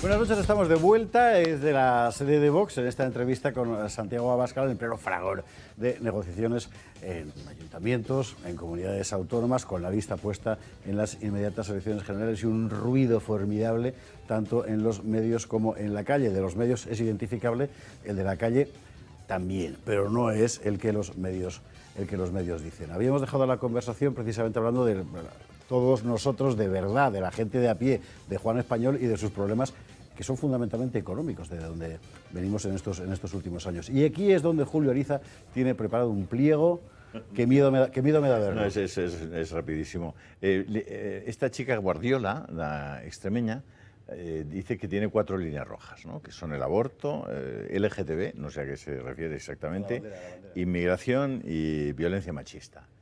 ¿Ustedes tienen líneas rojas? La verdad, y esas 4 líneas rojas están basadas en la mentira, porque contribuyen a la demonización de Vox. ¿Qué pretenden decir? Que Vox odia a las mujeres, que Vox odia al inmigrante, que Vox odia a las personas homosexuales, y la otra cuestión, la cuarta... Violencia machista, bueno, inmigración y aborto. Bueno, y en definitiva que Vox es partidario de que las mujeres sean controladas a golpes en el ámbito familiar. Eso es lo que están queriendo decir. Entonces yo creo que es verdaderamente triste que una parte del Partido Popular, y quiero en esto ser preciso, una parte del Partido Popular, haya contribuido a propagar las mismas calumnias contra nosotros que propaga la izquierda. Para nosotros es bastante triste porque somos los que recibimos la acusación, pero sobre todo es bastante poco inteligente por su parte. Y en Extremadura se ha visto muy claramente. Oiga, ¿cómo insulta usted a los señores con los que se tiene que poner de acuerdo? Porque cuando usted tenga que pactar con ellos van a salir una serie de señores de izquierda a decir que usted ha pactado con la ultraderecha, con los homófobos, con los machistas, con los xenófobos. No hay por dónde cogerlo. Y que además, como decía antes, diga que tenemos la obligación, una vez que dice eso, de darle los votos gratis, porque sí, por su cara bonita. Pues lo siento mucho, pero no es posible. Su línea roja es la verdad, la realidad. Yo creo que, hablo mucho de la verdad porque creo que Vox ha tratado de incorporar eso a la política española. La verdad, quizá desde un punto de vista retórico se usa mucho, pero en la práctica política ha quedado totalmente devaluada. Lo hemos visto con el señor Rajoy, que prometió la derogación del zapaterismo y cuando gobernó no derogó nada. Lo hemos visto con el señor Sánchez, que requete prometió que no pactaría con fulano, mengano, zutano y perengano, y al día siguiente pactó con todos ellos y no le importó hacer ese cambio y no dio explicaciones absolutamente a nadie. Ahora, a partir de ahí, cuando un político engaña al electorado y obtiene el poder y hace otra cosa, pues las decisiones del Parlamento y de los gobiernos no representan a la voluntad soberana del pueblo español, son perfectamente ilegítimas. Yo creo que el respeto a la verdad es algo que parecía pasado de moda en política y por eso nosotros tratamos de ser muy respetuosos con todo eso, sabiendo que hay planteamientos nuestros que son difíciles de poner en marcha. Por ejemplo, nosotros hablamos con muchísima claridad de nuestro rechazo del Estado de las autonomías y que nos gustaría que España se convirtiese en un Estado unitario, políticamente centralizado, con un único Parlamento, con un único gobierno y con un único Tribunal Supremo que fuera la última instancia en todos los órdenes. Bien, ese es nuestro planteamiento. Sabemos que eso necesita una reforma constitucional muy complicada y por lo tanto explicamos a los españoles esa dificultad, pero cuando llegamos a gobernar los españoles no piensan que les hemos engañado, al contrario, les hemos dicho qué es lo que nos gustaría hacer, pero hasta dónde podemos llegar en una coalición de gobierno o incluso con una mayoría absoluta. Entonces, yo creo que es muy importante ser preciso con los ciudadanos. A los ciudadanos hay que tratarles como lo que son, mayores de 18 años, adultos, gente que tiene raciocinio y que merece respeto. Y a mí me parece que eso se ha perdido en la política, porque además el partidismo o la partidocracia durante estos 40 años ha creado una democracia oligárquica, una democracia aristocrática, en la cual los ciudadanos votan y una vez que votan, oiga, ya me encargo yo de todo esto, que usted no entiende, que todo esto es muy complicado, y voto en el Parlamento que los españoles no podemos extraer los recursos energéticos y naturales. Oiga, pregúnteselo a los españoles. Déjeles que voten en un referéndum conforme al artículo 93 de la Constitución. Diga a los españoles si pueden votar en un referéndum sobre la defensa de las fronteras o si no.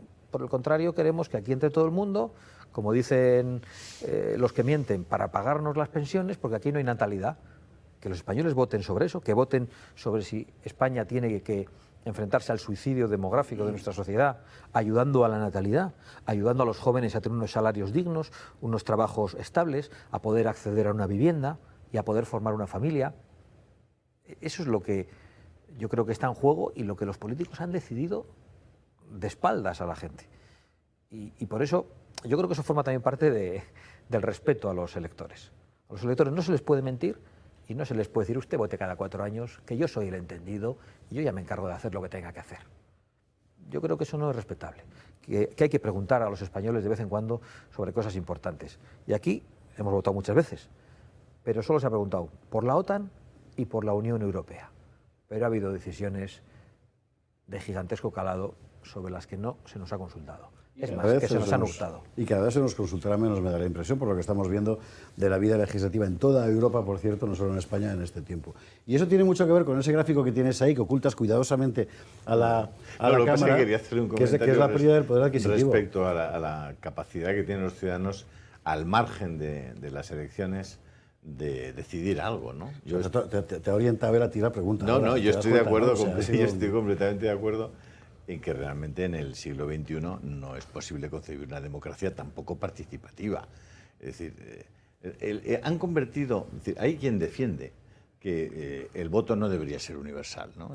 Esos enemigos de la democracia, como al menos el menos malo de los sistemas de gobierno posibles, dicen, no, oye, los más tontos que no voten, que voten los más listos, o que no voten los pobres, que voten los ricos, o que no voten los subvencionados, que voten los tal, o que no voten los ancianos, en fin, etcétera, etcétera. Yo siempre he defendido que el voto es un tesoro maravilloso que tenemos todos los ciudadanos por el hecho de ser hombres y mujeres que vivimos juntos en una sociedad, y que ese tesoro fantástico hay que tomar conciencia de que es realmente un tesoro que vamos a poder ejercitar el 23 de julio.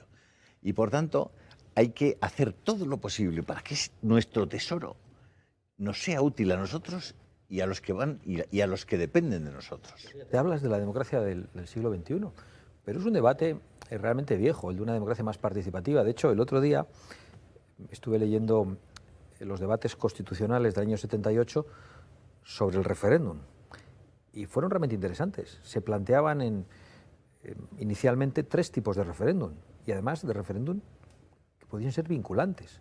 Algunos de ellos, incluso después de los debates parlamentarios, pedir aprobación al pueblo para determinadas leyes. Curiosamente, aquello iba a salir, una enmienda de voz en un momento dado de Jordi Soletura, del Grupo Socialista, creo que era. Del PASUC. Era comunista. Dijo que no, que aquello era demasiado, que era un riesgo plantear ese tipo de referendos, porque ¿qué pasaría si de repente la gente dice que no, que la soberanía del Parlamento, decía, quedaría deslegitimada? Y le contestaba Manuel Fraga Iribarne, ¿cómo que la soberanía del Parlamento? La soberanía reside en el pueblo español, del que emanan los poderes del Estado, en el que está el Parlamento. Pero el Parlamento no tiene soberanía. Hay un debate verdaderamente interesante en el que se habla de esos términos que he mencionado antes, de democracia aristocrática, y era la acusación que Fraga Iribarne hacía en ese momento a los socialistas y a la UCD, que fue también uno de los grupos que finalmente cambió de posición y hizo que solo quedase un tipo de referéndum en España que más fuese consultivo. Bueno, yo eso del referéndum consultivo creo que no es muy serio, porque es casi peor. Consulte usted a los ciudadanos, y luego le dicen que no están de acuerdo y usted hace lo que le da la gana. Eso ya lo hemos visto en Colombia. Bueno, lo hemos visto en muchos sitios. Y en Francia. Y en España, claro. Que en España ese es el modelo. Entonces, yo creo que eso forma parte del respeto a los electores. Y esa democracia avanzada del siglo XXI ya estaba discutiéndose en el año 78. Y quienes quisieron amordazar a los españoles fueron los socialistas. Y antes de seguir con... Porque decían, por cierto, que lo importante en ese momento era consolidar a los partidos políticos. Bueno, pues ya han consolidado los partidos políticos. Ahora hay que pensar si los partidos políticos no tienen o no tenemos una fuerza excesiva. Si en realidad esto es una democracia o una partidocracia. Si tenemos que seguir recibiendo las subvenciones que recibimos o si los partidos tienen que ser sostenidos por sus afiliados, igual que los sindicatos, las organizaciones patronales y las asociaciones. Aquí todo está sostenido por el Estado. Estamos metiéndonos en un jardín que es el del Edén. Yo quiero ir a la cuestión económica, en todo caso, pero te voy a dejar preguntarle... Antes de la cuestión económica, que tengo... Además tiene que ver mucho con todo esto, en realidad, interés, pero hay un asunto que me gustaría conocer su opinión. Vamos a ver, estamos enviando cantidades muy importantes de material militar y equipamiento a Ucrania. Ahí hay una guerra entre dos contendientes. Aparentemente España, que yo sepa, por el momento no ha declarado la guerra a Rusia. Pero también es verdad que todo lo que España está haciendo en torno a esa guerra no ha pasado por el Congreso de los Diputados. ¿A usted eso le parece razonable? Que no pase por el Congreso de los Diputados, igual que ha habido cosas que han pasado por el Congreso de los Diputados, pero que da igual lo que el Congreso de los Diputados diga. Por ejemplo, lo que ha tenido que ver con el cambio de posición sobre el Sáhara. Hay una falta de respeto a los electores, pero también una falta de respeto al Parlamento. Se han tomado muchas decisiones que deberían haber sido debatidas en sede nacional, pero hay determinados asuntos sobre los que aparentemente no se puede hablar, que se han convertido en auténticos tabúes. Vamos a la economía ya. En realidad la cuestión económica precisamente tiene bastante que ver con lo que habéis intercambiado hace un momento sobre la cuestión de la participación popular en el poder y el grado de conocimiento real que la sociedad española tiene sobre las razones últimas de la política económica. No quiero volver a la Extremadura de la negociación, sino a la Extremadura de la campaña electoral. Porque hemos visto una situación sencillamente incomprensible con el tomate extremeño, por ejemplo. Un producto muy característico de esa región, de esa comunidad, perdón, que de repente hay que tirarlo a la basura. ¿Por qué? Porque hay que importarlo de otro lado. ¿Por qué? No terminamos de saberlo. Mientras tenía lugar esta campaña, en el Parlamento Europeo se estaba votando una propuesta de resolución, la que llaman Ley de Restauración de la Naturaleza, que en la práctica significa la aniquilación para el sector primario en Europa, es decir, dejamos de producir nuestros alimentos. Lo mismo puede decirse respecto a la política industrial, la industria del automóvil particularmente, que en España es muy importante, y porque alguien lo ha decidido, no sabemos bien cómo ni por qué, hay que cerrar a partir de un cierto año la producción de motores de combustión. Lo mismo en la política energética. Claro, el votante de Vox en general está bastante informado por lo que uno palpa por ahí y sabe que esto obedece a decisiones que toman otros. La pregunta es, ¿por qué al resto de los votantes, que también lo saben, les da igual, ¿no?, que otros tomen estas decisiones? Y dos, si acaso la llegada de Vox al poder significaría, ya fuera él solo o en compañía de otros, ¿verdad?, significaría realmente una posibilidad, de hecho, de cambiarlo, porque muy fuertes deben de ser esos poderes que deciden esas cosas. Bueno, de hecho, muchas de esas decisiones son tomadas por los burócratas europeos, que nadie conoce, que no responden ante nadie, y que además no sabemos por qué las toman, porque ¿a qué obedecen decisiones que terminan con la soberanía alimentaria de nuestras naciones o de la Unión Europea? ¿A qué obedecen decisiones que terminan con la soberanía energética de nuestras naciones o de la Unión Europea, por cierto, y que nos han dado tantos problemas en estos momentos después de la agresión de Rusia a Ucrania? ¿A qué obedecen esas decisiones? ¿Por qué de repente no solo el tomate extremeño, sino la fresa en Huelva es vigilada? Se va a ver cómo la regamos y va a venir una comisión, no ya de diputados del Parlamento Europeo, que sería cuestionable, no, de miembros de un Parlamento extranjero, a vigilarnos para decir a los supermercados de su país que igual no tienen que comprar fresa española. Eso sí, a Marruecos no se la vigila nadie. Y lo mismo con los pesticidas y el arroz de Levante, que es otro debate que ha habido durante estos días. Y lo mismo con el ganado en Castilla y León, que está sometido para la vigilancia de las enfermedades a unos controles que en algunos casos suponen prácticamente la imposibilidad de las explotaciones. ¿A qué obedecen estas decisiones que hacen inviables las explotaciones ganaderas y agrícolas y que facilitan que nos convirtamos en dependientes de naciones, de terceros países, a los que, por cierto, encima les damos dinero para instalaciones hidráulicas, para vehículos y para todo? ¿A qué obedecen? ¿Por qué toman estas decisiones que son objetivamente tan nefastas para Europa y para los países de la Unión Europea? Pues yo solo puedo pensar en la corrupción. No encuentro otra explicación. Es verdad que detrás hay una ideología, que es el alarmismo climático, y a todos nos preocupa nuestro medio ambiente, a todos nos preocupa la tierra en la que vivimos y queremos dejar a nuestros hijos. Pero conforme a una preocupación medioambiental, vamos a acabar con toda nuestra industria, con toda nuestra agricultura, vamos a hacer que la vida para las personas más humildes sea absolutamente inviable. ¿Quién está detrás de esto? Claro, luego la gente cree en conspiraciones y les llaman locos, ¿no? Porque es que esto es absolutamente incomprensible. Claro. ¿Cómo se puede entender que ante una sequía haya en España noticias de que se vuelan presas? ¿Cómo se puede entender que ante una crisis energética, cuando la gente está pagando unas facturas horrorosas a final de mes y que a veces tiene que elegir qué es lo que deja de pagar, y adquiriendo deudas y tirando de tarjetas de crédito, cómo se puede entender que se vuelen centrales térmicas? Es decir, es que ni los villanos de películas hacen cosas así. Usted eso, espera, que queda pendiente una cosa, que si es posible cambiarlo. Bueno, es que esta es la cuestión. Pues mira, claro, porque yo creo que es posible, pero desde luego no vamos a poder hacerlo solos. Es muy difícil que lo haga solo Vox en España.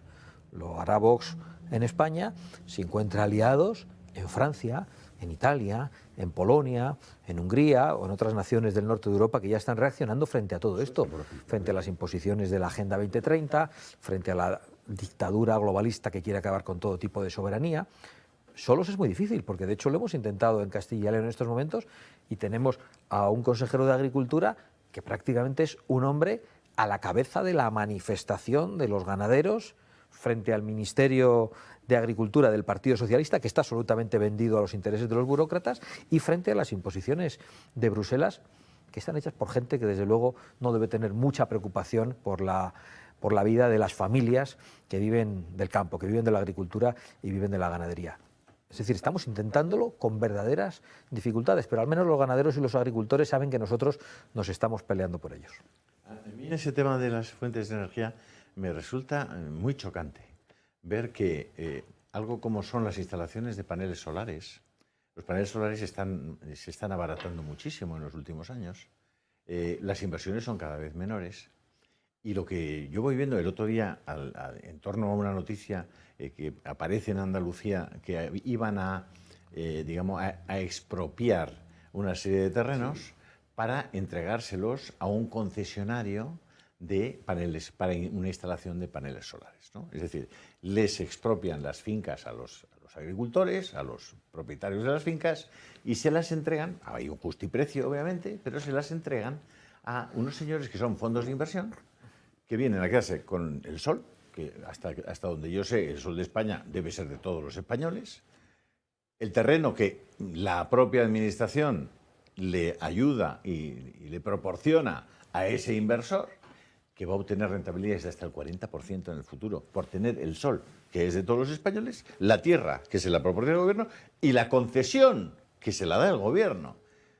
¿A ustedes eso les parece razonable que entreguemos las horas de sol? No sé, deberíamos quizás tener un gobierno que pusieran ellos los paneles solares y tendríamos la energía eléctrica. Hombre, no sé si el gobierno, pero al menos podría serlo también empresas españolas. No sé si están en condiciones, teniendo en cuenta las dificultades que pone este gobierno y el expolio fiscal y la falta de seguridad jurídica, claro, que eso está detrás de muchos de los problemas que tenemos, pero yo creo que España, si nos tomásemos en serio las posibilidades que tenemos, sería un país que alcanzaría con relativa facilidad la soberanía energética. Es un país que tiene sol, es un país que tiene viento, es un país que tiene desniveles y por lo tanto con los saltos de agua puede producir energía. Por ejemplo, Alemania no puede, en el centro de Europa hay unas llanuras tremendas, no tienen sol, no hay saltos de agua. Es decir, estamos en una posición privilegiada respecto a otros países. Si eso se compatibiliza con la energía nuclear, que ahora de repente la Comisión Europea ha dicho que es energía verde, me alegro, son como si fueran Dios. Ahora la declaran verde, ahora la declaran negra, ahora prohibida, ahora permitida. Bueno, pues ahora han dicho que es posible, el gobierno ha dicho que no, pero si en España se apostase seriamente, España sería un país que alcanzaría la soberanía energética. Eso significaría una factura mucho más pequeñita para todos los españoles. Claro. Mucho más pequeña, significaría que no tenemos dependencia y afectaría a toda la economía, igual que la interconexión de las cuencas. ¿Cómo es posible que no haya un debate de fondo? Claro, no es posible porque se vota cada 4 años y los políticos tienen una visión cortoplacista y porque hay ideología detrás de todo. Pero lo que planteamos nosotros no la hay. ¿Cómo no es posible llevar agua de donde la hay y de donde sobra a donde falta? Y aquí estamos permanentemente en la guerra del agua.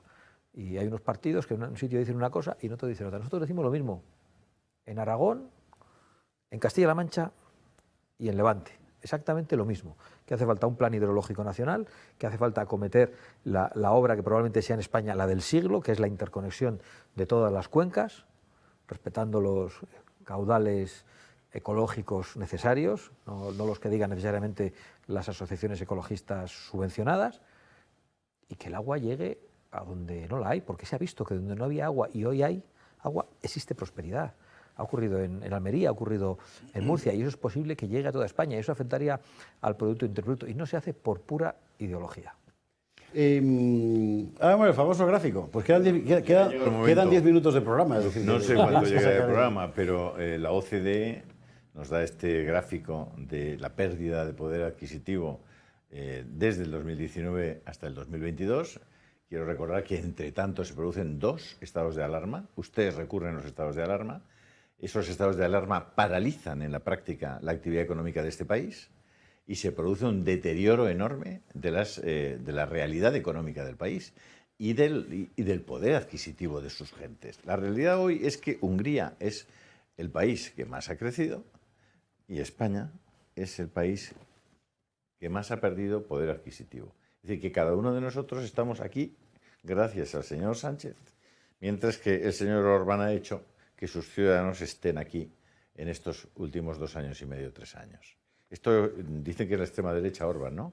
Además hay natalidad en Hungría. Y esta es la extrema izquierda. En Hungría hay medidas importantísimas. Por ejemplo, las familias que tienen 3 hijos no pagan IRPF, pero no hasta que los hijos cumplan 18 años.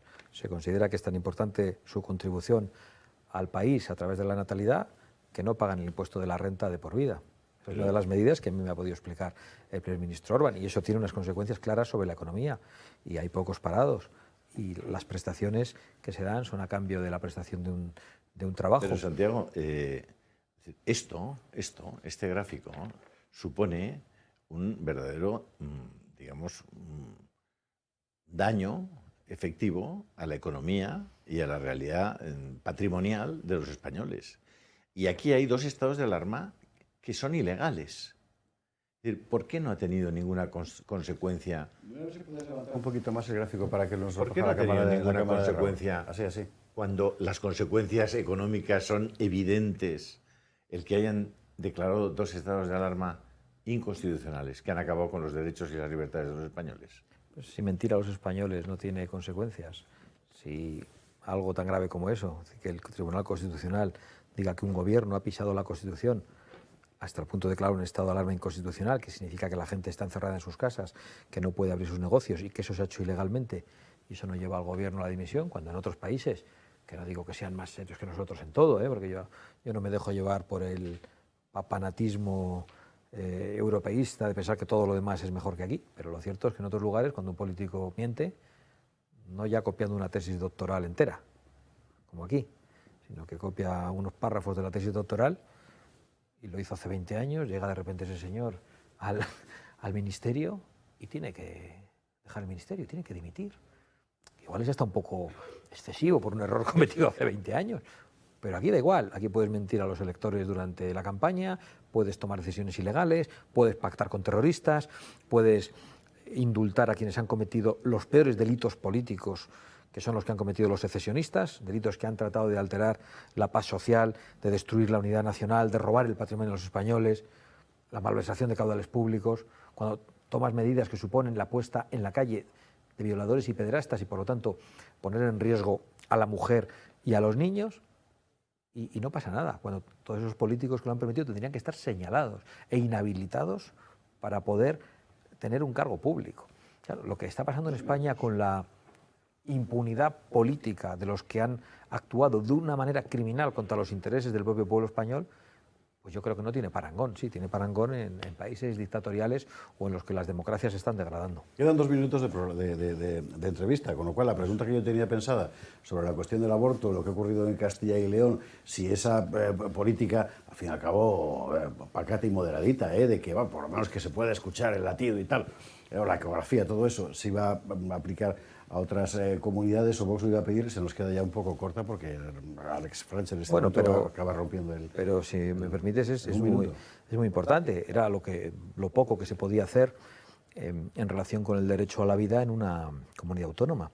Y había un acuerdo entre el Partido Popular de Castilla y León y Vox para hacerlo, y consistía únicamente en dar información, asistencia y alternativas a las mujeres embarazadas en riesgo de aborto.